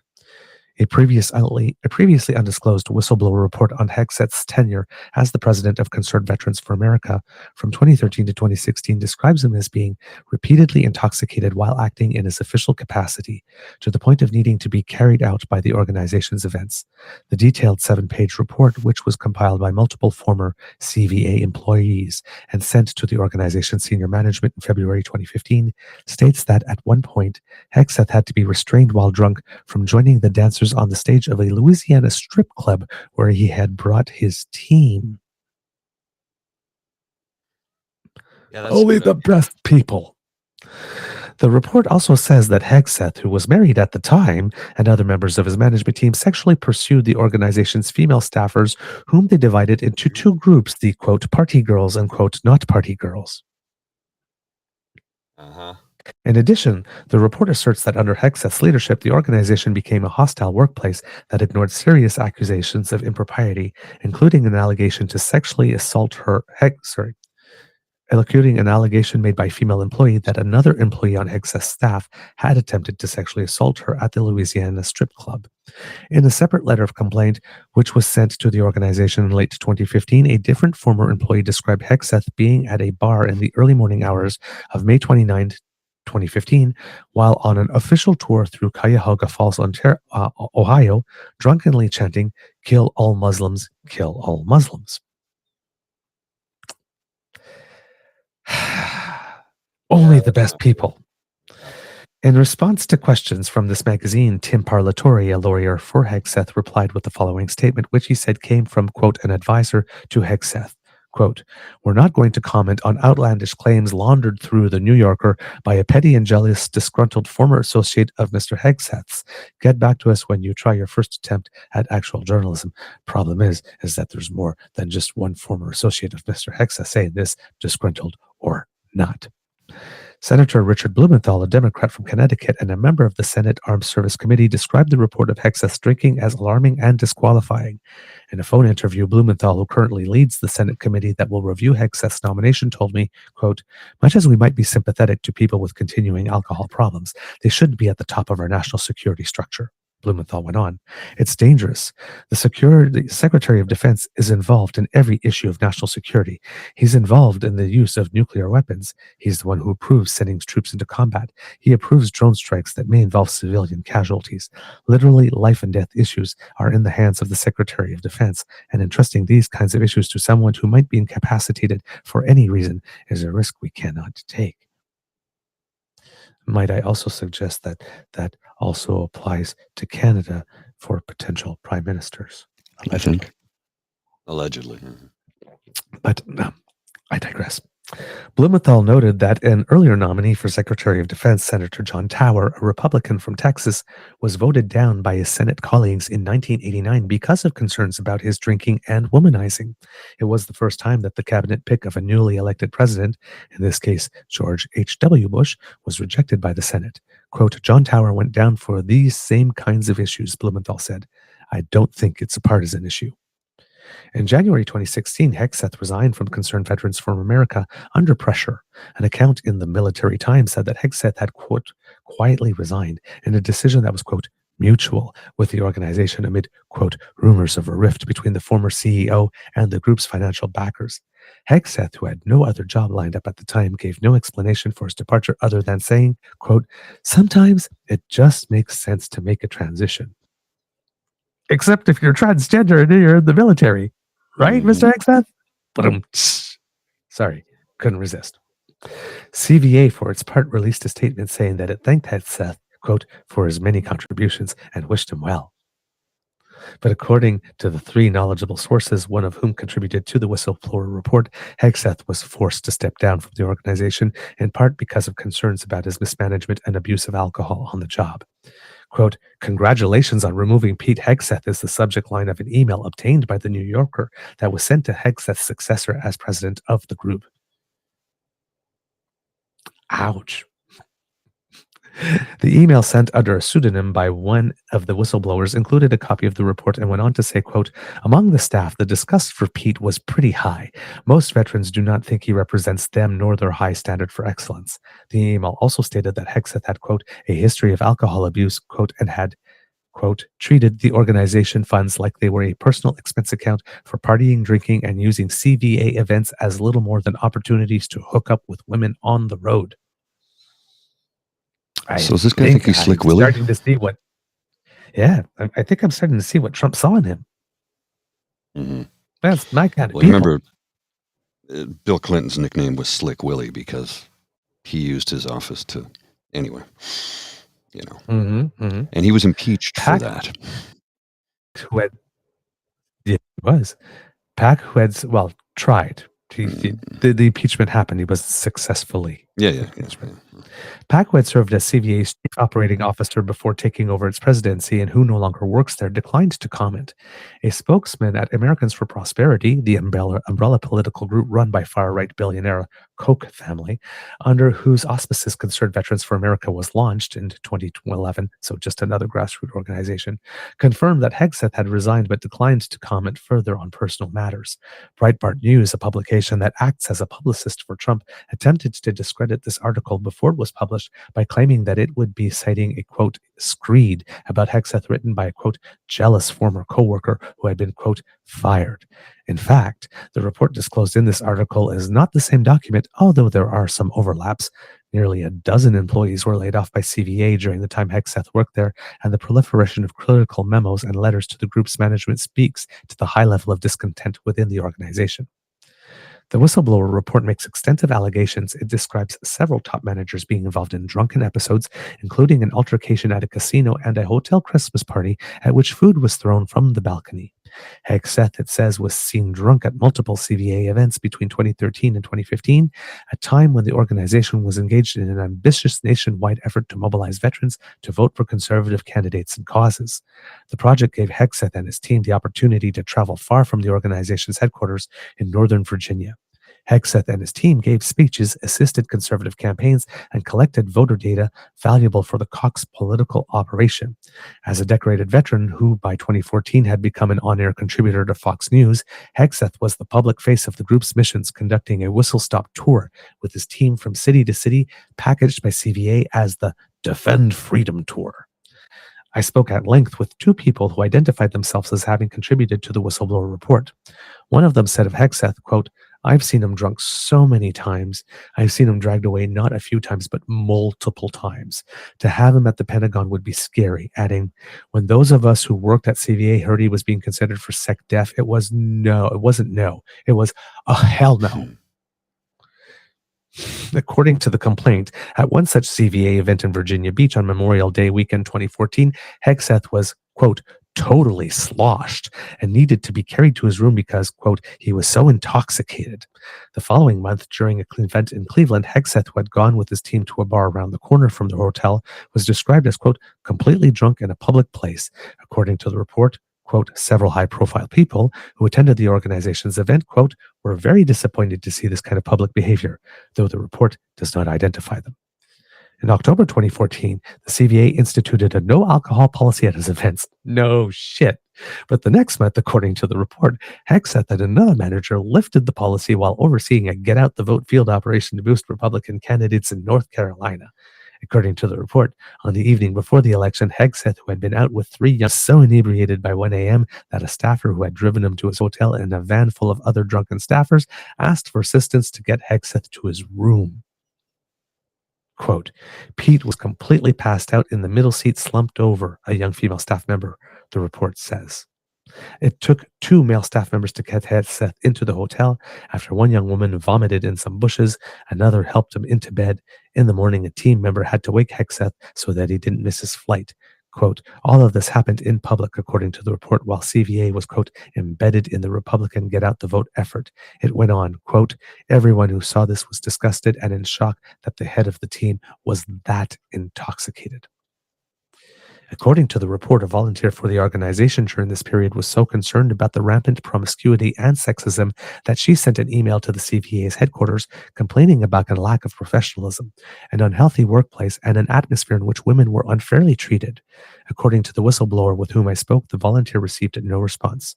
The New Yorker was unable to reach the volunteer, but a source unconnected to the CVA confirmed that the volunteer had also spoken to him about having sent an email to the group's top management because she had been upset by Hegseth's frequent drunkenness. In late November 2014, Hegseth and his team deployed to Louisiana for a U.S. Senate runoff. This is when, according to the whistleblower complaint, Hegseth took the CVA team to the strip club where, quote, "he was so drunk he tried to get on the stage and dance with the strippers." A female CVA associate, the report says, quote, "had to get him off the stage," adding she had to intervene with security to prevent him from getting thrown out. The whistleblower continued as if in disbelief, quote, "A Fox News contributor with the rank of captain at the time in the National Guard and the CEO of a veterans organization was in a strip club trying to dance with strippers." Meanwhile, the female staffer who had to restrain Hegseth at the strip club alleged that a different male staff member had attempted to sexually assault her there, according to the report. A CVA manager, however, was described as dismissive for arguing that her attacker had been drunk, therefore shouldn't be held responsible.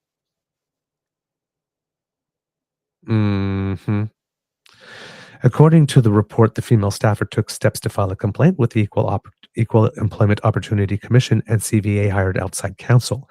The female staffer declined to be interviewed. But according to a source aware of the case, the matter was settled with the payment to the staffer concealed by a non-disclosure agreement. As a result, the woman who was, quote, ostracized and, quote, experiencing reprisal by the organization, which the whistleblower report said, quote, has become a hostile and intimidating work environment.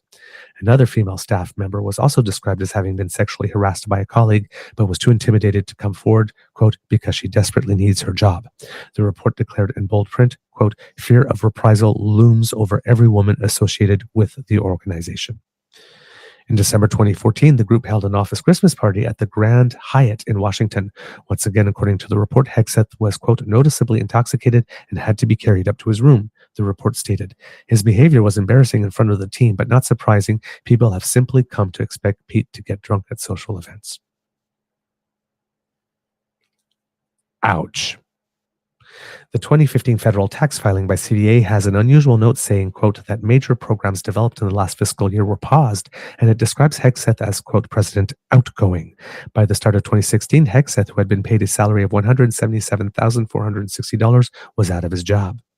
A separate letter obtained by the New Yorker, which was emailed by a different staffer on November 2015 to Pack, Hegseth's successor, expresses the upset that Hegseth's behavior caused. Quote, the organization is owed the truth, the staffer wrote before he described the two incidents that he said, quote, changed my perception of Mr. Pete Hegseth, especially, quote, as the face of the CVA.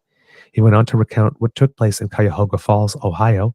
On May 29, 2015, the staffer said Hegseth and someone traveling with the group's Defend Freedom tour closed down the bar at the Sheraton Suites Hotel. The duo yelled kill all Muslims multiple times in what the staffer described as, quote, a drunk and violent manner. Hegseth's, quote, despicable behavior, he wrote, quote, embarrassed the entire organization.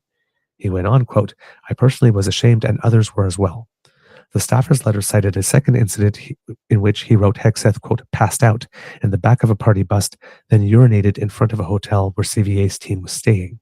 Quote, I tell you this because it's the truth, the letter concluded, and I sincerely care about the mission of the CVA and the future of my kids in the country. Reached for comment, the author of the letter said, quote, if you print that, I will deny I wrote it. When he was reminded that it had been sent from the same personal email account that he still uses, he said, quote, I don't care. I'll just say it never happened. Hegseth has been open about resorting to alcohol during a period in his life when he had returned to the U.S. from active military duty and felt lost. In a 2022 interview with the Reserve and National Guard magazine, he said that after coming home, he felt isolated and unmoored. Raised in Minnesota, Hegseth signed up for the Army ROTC in 2001 while attending Princeton, where he majored in politics and published in the Princeton Tory, a pugnacious conservative journal that lambasted liberalism on campus. He published a commentary by another student mocking the view expressed during the school's orientation program that sex with an unconscious partner constituted rape. Okay. All right. As first reported online by the newsletter Popular Information run by Judd Legum, the commentary claimed that rape required both a failure to consent and duress, which a passed-out woman could not experience. After graduating in 2003, Hegseth worked briefly on Wall Street as an equity markets analyst at Bear Stearns. In 2004, he was deployed for a year to Guantanamo Bay, Cuba, where he oversaw a platoon of soldiers from New Jersey guarding detainees. Soon after returning and still with the National Guard, he volunteered to serve in Iraq, for which the Army awarded him the first of 2 Bronze Stars for meritorious service. Afterwards, he moved to New York, a transition that he has acknowledged was, quote, jarring. He told Reserve and National Guard magazine, quote, I went from being in a combat zone to being in an apartment in Manhattan and without any contact other than phone calls here or an email there with the guys who I had served with, he said. I didn't do much and I drank a lot trying to process what I had been through while dealing with a civilian world that frankly just didn't seem to care. Advocating for veterans gave him a renewed sense of purpose, he said. In New York, he met a Marine who was working for a small nonprofit organization called Vets for Freedom, which advocated for expanding the war in Iraq. In an interview, one early conservative sympathizer with the group described it to me as essentially an, quote, astroturf organization that had been devised by a handful of big-time political players to look like it was a grassroots veterans movement. Hegseth once told a former associate that VFF's donors included 3 Republican billionaires who have since passed away: Bernard Marcus, the Home Depot magnate, Jerry Parentio, the former head of Univision, and Harold Simmons, a Texas entrepreneur. Hegseth appealed to the backers, the early sympathizer told me. He was a handsome, articulate Princeton graduate who had served honorably in the military and at the time he believed ardently in the surge in America's war in Iraq. By 2007, Hegseth had become the organization's leader. Quote, I had no idea what I was doing, he told the National Guard publication. I didn't know if it would work. In fact, under his leadership, VFF soon ran up enormous debt, and financial records indicate that by the end of 2008, it was unable to pay its creditors. The group's primary donors became concerned that their money was being wasted on inappropriate expenses. There were rumors of parties that could, quote, could politely be called trysts, as the former associate of the group put it. The early sympathizer said, quote, I was not the first to hear that there was money sloshing around and sexually inappropriate behavior in the workplace. In 2004, Hegseth had married the first of 3 wives, his high school girlfriend from Minnesota, Meredith Schwartz, but he often lived apart from her while working in Washington, staying at a pool house owned by the parents of one of her college friends. In 2008, Schwartz filed for divorce after Hegseth admitted to multiple infidelities. His wife later learned that a journalist he'd introduced her to was among those with whom he was having an affair. The couple divorced in 2009. Meanwhile, the finances of VFF grew so dire that the group's donors hatched a plan to take control away from Hegseth. The donors' representatives hired a forensic accountant to review the books. The findings were appalling. In January 2009, Hegseth sent a letter to the donors admitting that as of the day, the group had less than $1,000 in the bank and $434,833 in unpaid bills. Wow. Holy crap. He'd only been there less than 2 years. Mm-hmm. The group had also run up credit card debts of as much as $75,000. Hegseth said that he took full responsibility for the mess, but added that unless the donors gave him more funds, VFF would have to file for bankruptcy and close down. One of the group's backers initially agreed to Hegseth's request, but according to early sympathizer, the donors decided, quote, let's shut this thing down. Pete can get another job. The donors, who were strong supporters of America's military role in Iraq and Afghanistan, arranged for another veterans group's Military Family United, which represented Gold Star families, to merge with VFF and take over most of its management. We tried to castrate him, Hegseth, former associate, admitted. It was a handoff. Annual federal tax filings for VFF showed the group's coffers draining and Hegseth's compensation dwindling. In 2010, the records show Hegseth was identified as the group's executive director/president and was paid $45,000 for 30 hours of work a week. The next year, he was identified as the group's officer and paid a salary of $5,000 for 30 minutes of work a week. In 2012, the tax filing again identified him as the group's officer, and his compensation rose to $8,000, but the total grants received by the group that year totaled a mere $81. Margaret Hoover, Republican political commentator and political strategist who worked as an advisor to VFF between 2008 and 2010, recently told CNN that she had great concerns about Hegseth's ability to run the Pentagon, the largest department in the federal government, given his mismanagement at VFF. Quote, I watched him run an organization very poorly, lose the confidence of donors. The organization ultimately folded and was forced to merge with another organization who individuals felt could run and manage funds on behalf of donors more responsibly than he could. That was my experience with him, Hoover stressed, that the VFF was an exceedingly small organization with fewer than 10 employees and a budget of between $5 million and $10 million. She told CNN, and he couldn't do that properly. I don't know how he's going to run an organization with $857 billion budget and 3 million individuals. Yeah. Mm-hmm. That would, my God. Sounds like this gentleman this guy's has a pretty bad problem. I think he needs some serious help. This is why you allow the FBI to do the background checks before you name the people. Mm-hmm. He has a severe issue by the sounds of things, like a pretty bad alcohol issue. And this goes on to more. Mm-hmm. So SA allegations, can't keep it in his pants in any way, shape, or form. Total mismanages organizations, uses them as a piggy bank, womanizes,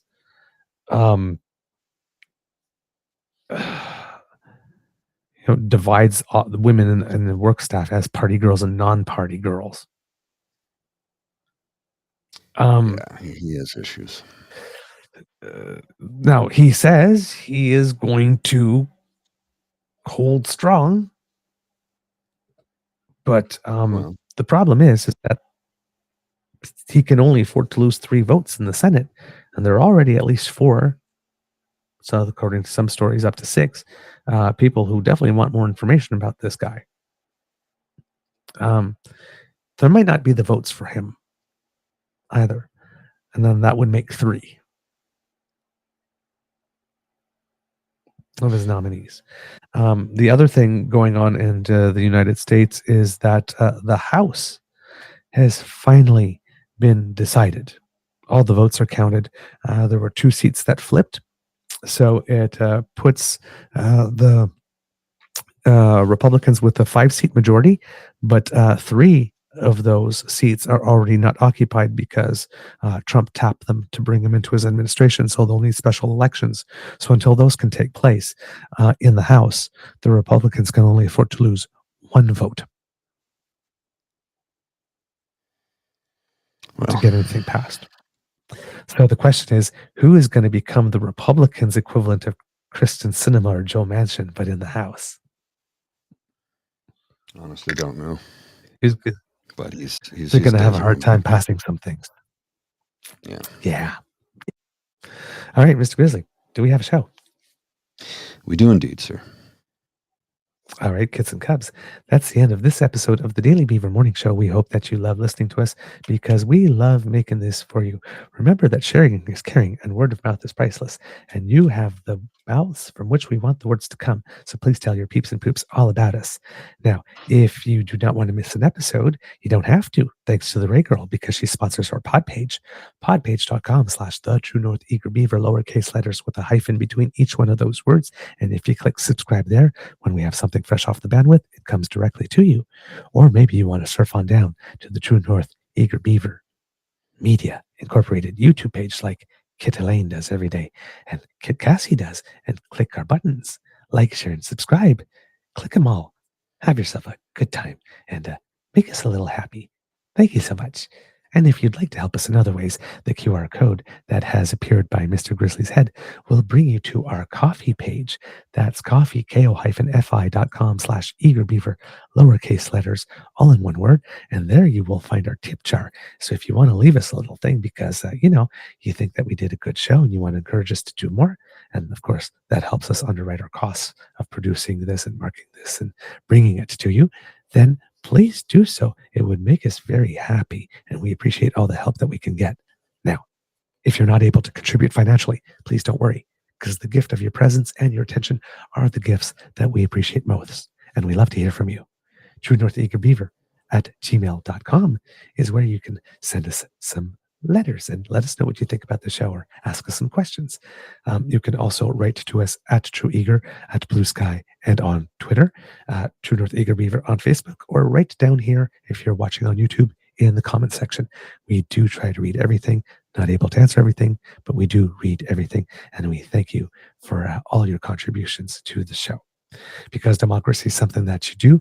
If you live in Cloverdale, Langley City, you have a federal by-election coming up on December 16th, and on December 18th, if you live in Lethbridge West, you have a provincial by-election coming up there. So do all the usual things that you need to do in order to research your candidates and maybe volunteer to help out in some way, either at a polling station or to volunteer to help out a candidate.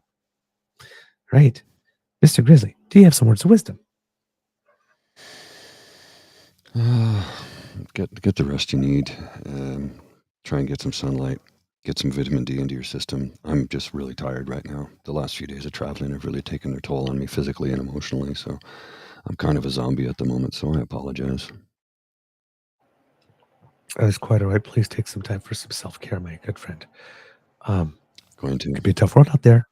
So please be kind to and gentle with yourself. Mr. Grizzly, please cue the cock. You are listening to a True North Eager Beaver Media Incorporated podcast. The True North Eager Beaver podcasts are proudly brought to you by our founding sponsors, the Misfit Mysteries from Corvid Moon Publishing, your source for science fiction, fantasy, and cozy mysteries featuring a broad diversity of characters. CanadianTarot.com, their uniquely Canadian online eclectic tarot community, and The Peppermaster, hot pepper sauces made from farm-fresh ingredients to thrill your taste buds and expand your mind. We are grateful to the Crier Media Network for its support, Pete Jarvis for our artwork, and Paul Joseph Something for our opening and closing sequence music.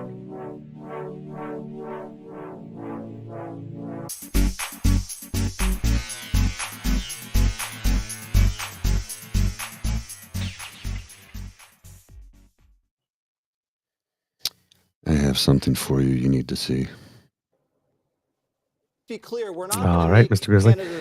Just a quick little Easter egg, sent you a little something here. It's an image of our Prime Minister with a whole bunch of Canadians. To make this a state. It's I think, The has delay the is really third bad. largest oil reserves in the world. Oh, a lot. So that makes us that what I just sent you? energy behemoth. It's the most well-educated country in the world because we need a little help in that department. Talk about mining, agriculture, fishing, AI, tech, real estate, Canada, you name it, they got it. We'll never probably lose another Winter Olympics. We'll have all of their skaters and skiers. Wow. I mean, good luck, Sweden. And they share our cultural heritage. They share our language. It's just a no-brainer. Now, I don't know if Canada is going to go along with it, but there's ways to maybe change their opinion. No, we're not going along with it. We're not going along with it at all. Not in the least bit. Yeah. Here, I got your clip for you here. Just a second. Well, it's kind of funny because this me a ties in. clip. Yeah. Team Canada's post. It's not video, it's just a photo. Yeah. So it's the Prime Minister with a whole bunch of Canadians who make us proud because there was a ceremony on the Hill yesterday before question period for the Prime Minister to show all of our appreciation as Canadians to these wonderful Olympians who have done us so proud and have been exceptional ambassadors. So just want to end it on a high note. All right. Have a perfect day, everyone. All right. See you later.